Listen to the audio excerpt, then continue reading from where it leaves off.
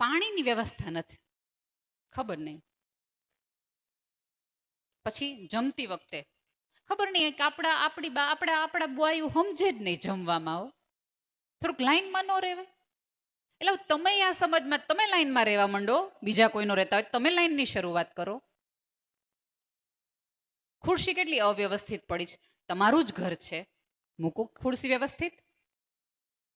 આમાં એવું થાય છે કે આવા સમાજમાં આવડા મળતાવડામાં આપણે દીકરા દીકરીઓ નવી પેઢીને સતત ફરિયાદ કર્યા કરે કે આપણી જ્ઞાતિમાં આ વાંધો છે, આપણી નાતમાં આ વાંધો છે, આપણા કુટુંબમાં આ વાંધો છે. એટલે ઓલું જે યુવાન લોહી છે ને એ એવું સમજે છે કે આ બધું વાંધાવાળા લોકો ભેગા થયા છે, આ નાતમાં ન પરણાય, ક્યાંક બીજે જવાય.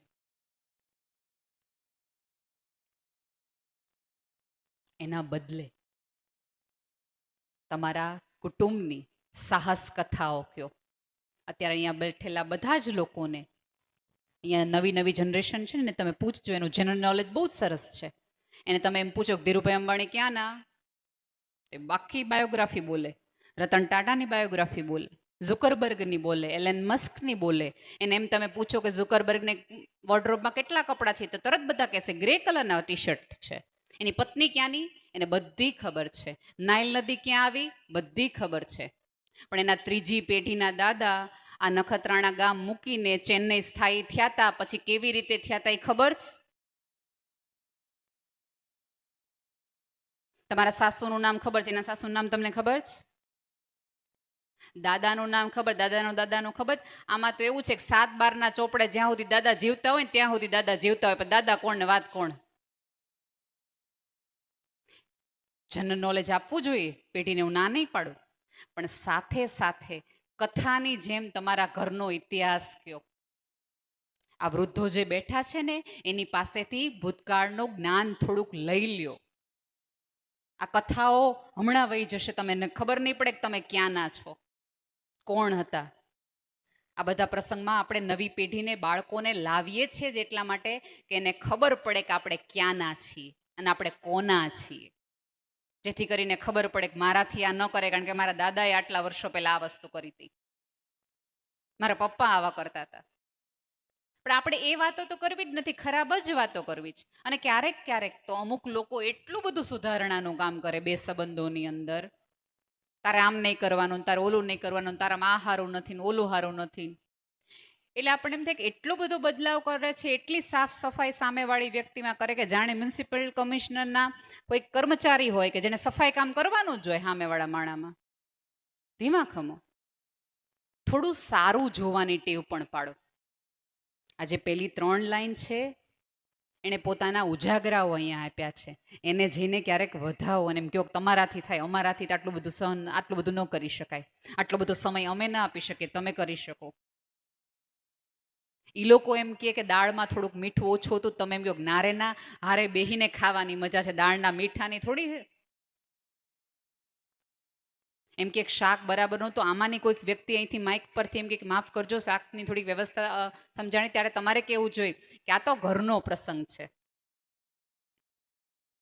અહીંયા બેઠેલી સ્ત્રીઓને ખાસ વિનંતી છે કે મસાલા છે ને મસાલિયામાં શોભે, જીભ ઉપર નહીં. અહીંયા કદાચ આ પ્રસંગમાં નહીં આવ્યા હોય ને, આવી નહીં શક્યા હોય ને, એ ત્યાં બેઠા બેઠા અફસોસ કરતા હશે, અને આપણે એને વોટ્સઅપમાં કહેશું ખારો થઈ બેન, નો આવી, ગરમીમાં મરી ગયા 3 દી આમથી આમ જઈને. એટલે એ પાછા 4 જણા એમ કે સારું થયું આપણે નો ગયા, ને ઓલી કહેતી હતી જરાય. એની બદલે સરસ વાત કરો. અહીંથી લઈ જઈ શકો, સારું કરી ન શકો તો કાંઈ નહીં, જે કરે છે ને વધાવો તો ખરા, એટલું તો કરો. અને આમાં એવું છે ને બેન કે તમને કૂતરું કરડે ને તો એના ઇન્જેક્શન ડોક્ટરે શોધી લીધા છે કે ભાઈ કૂતરું કરડે તો આ પ્રકારના ઇન્જેક્શન લગાવ્યો તમને વાંધો ન આવે.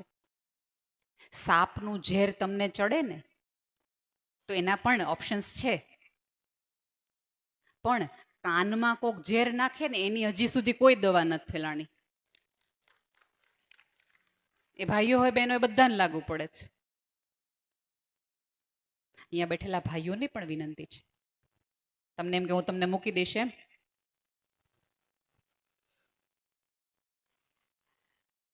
અહીંયા તમારો ભાઈ એક કથા કહીને તમારી તરફ આવું. એક વખત એક શેઠ હતા, સરસ મજાની લાંબી ગાડી લઈને એક ફૂલની દુકાને ગયા અને ફૂલની દુકાનમાં ઓલા છોકરાને બારીનો કાચ ઉતારીને એમ કીધું એક મસ્ત મજાનો બુકે આપને. ઓલો છોકરો બુકે આપે છે પણ એની નજર ઓલી કાર તરફ હોય છે. ચકચકિત લાંબી ગાડી, સરસ મજાની નવી નકોર ગાડી છે.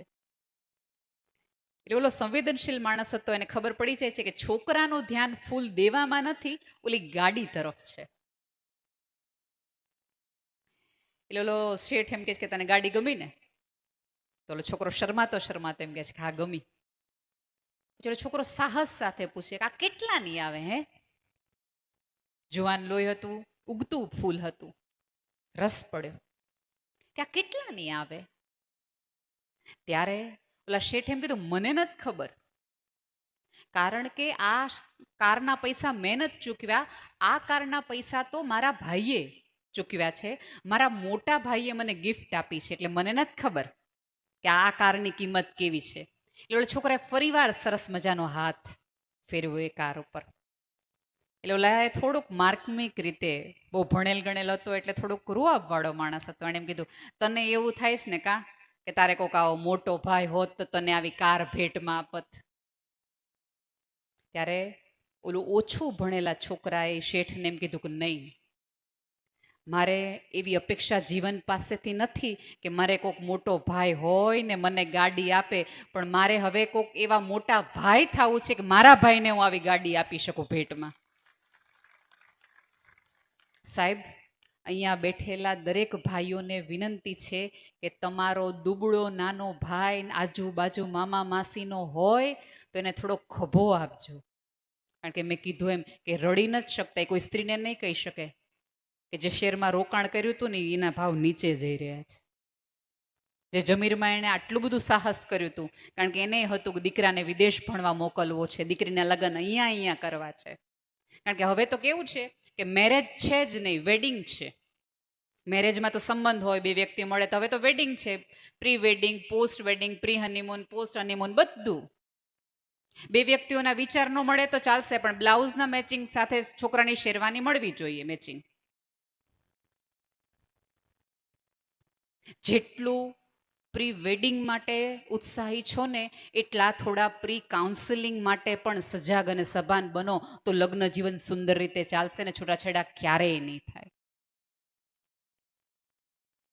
તો અહીંયા બેઠેલા ભાઈઓને વિનંતી છે કે આખું ટોળામાં સરસ રીતે બેઠા છો, કોઈક આમ તો ભાઈઓ બહુ હસતા જ નથી, જાણે ખબર નહીં કઈ લોન એમના માથે હાલે છે ને. તમે તાર જલસા કરો ને, આલિયા માલિયા વયા ગયા, કોઈનું કઈ બગાડ્યું નથી લોન વાળાનું. તમે જુઓ આપણા વડવાઓ કેટલા બુદ્ધિશાળી હતા. માલ્યા જન્મ્યો નહોતો ને તે દી એણે કીધું હતું કે આલિયા માલિયા સાથે વ્યવહાર ન કરવા. ગયો ને તે બધાને ખબર પડી કે ન કરાય વ્યવહાર આવા માણારે. શું કામ? આ 2 દિવસ તમારી તમામ ઓળખ, તમારી તમામ ચિંતાઓ બાજુ પર મૂકી અને તમે માત્ર આ પરિવારનો એક મોટું સભ્ય છો એમ કરીને રાજી રહ્યો. ને રાજી ન રહેતા હોય એને થોડા ખૂણામાં લઈ જાઓ અને એકાદ હાથ ફેરવીને પૂછો કે કયું કારણ છે ભલા માણસ કે અમે મદદ કરી શકીએ. તમે કોઈક એવો સરસ મજાનો બિઝનેસ લઈને બેઠા હોય, એ બિઝનેસમાં 4 વસ્તુની જરૂર પડતી હોય ને તમને ખબર હોય કે આ બિઝનેસ ચાલે એવો છે, તો આમાંના 4 ભાઈઓને નિસરણી દેખાડો, તું આ કર કારણ કે મારે એની જરૂર પડે છે મારી ફેક્ટરીમાં, મારી દુકાનમાં. પણ આપણે તો બધા શું કરીએ કે આપણે શેર લઈ લઈને સામે વાળો એમ કે લેવાય, ના ના મારી ભૂલ થઈ ગઈ, તું ન કરતો. ખબર નહીં, આપણા બધા લોકોની સૌથી મોટી સમસ્યા એ છે કે મારાથી વધુ કોઈ સુખી ન થવું જોઈએ.